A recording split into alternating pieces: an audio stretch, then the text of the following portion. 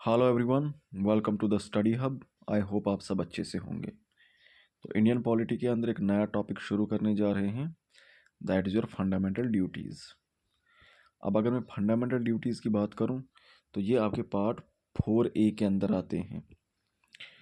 अब देखिए, पूरा का पूरा जो कॉन्स्टिट्यूशन है उसको टोटल 25 पार्ट्स में डिवाइड किया हुआ है। ज़रूरत के हिसाब से ये पार्ट्स बढ़ते भी हैं, लेकिन जो लास्ट का पार्ट स्टार्टिंग में जो था वही है। खैर उस डिटेल में मत जाओ, आपको इतना ही याद रखना है, टोटल 25 पार्ट्स हैं। ओके, जैसे पार्ट 1 है आपका यूनियन एंड इट्स टेरिटरीज, तो वो आपका आर्टिकल 1 से लेकर आपका आर्टिकल 4। पार्ट 2 सिटीजनशिप, आर्टिकल 5 से लेकर 11। Part 3 fundamental rights, article 12 to 35। Okay, अब पार्ट 4 है।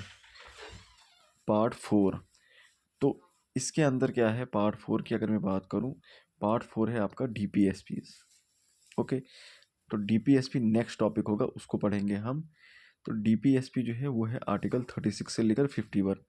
लेकिन पार्ट 4A की मैं बात करूं, 4 के बाद 4A इन्होंने डाला है, यानी कि ये पहले नहीं था, ये अमेंडमेंट करके डाला गया, कॉन्स्टिट्यूशन में बाद में ऐड किया गया है। उसके अंदर सिर्फ एक आर्टिकल है 51A। उस 51A के अंदर दी हुई है फंडामेंटल ड्यूटीज़।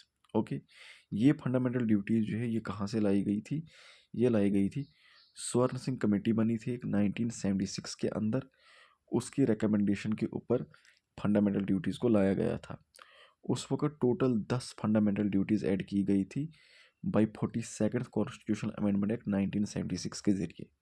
लेकिन बाद में 2002 में भी एक 86th अमेंडमेंट होती है, उसके ज़रिए एक और फंडामेंटल ड्यूटी ऐड कर दी जाती है। तो अभी के लिए आपके पास टोटल कितनी फंडामेंटल ड्यूटीज़ हैं?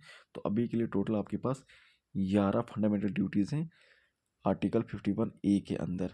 ओके, पार्ट 4A है, उसके अंदर आर्टिकल 51A है, उसके अंदर 11 फंडामेंटल ड्यूटीज़ दी हुई है। ओके, अब ये जो फंडामेंटल ड्यूटीज़ हैं ये सिर्फ और सिर्फ कन्फाइंड टू सिटीजन्स, जो इंडिया के सिटीजन्स हैं सिर्फ उनके लिए है। ये फॉरेनर्स के लिए नहीं है, ज़रूरी नहीं है फॉरेनर्स को इन्हें फॉलो करना है। ओके, बट कुछ फंडामेंटल ड्यूटीज़ है जो उन्हें रेस्पेक्ट करनी है, लेकिन ऐसा नहीं कि उनको हर फंडामेंटल ड्यूटी को फॉलो करना है। तो वो जब हम फंडामेंटल ड्यूटीज़ को देखेंगे आपको खुद समझ आ जाएगा।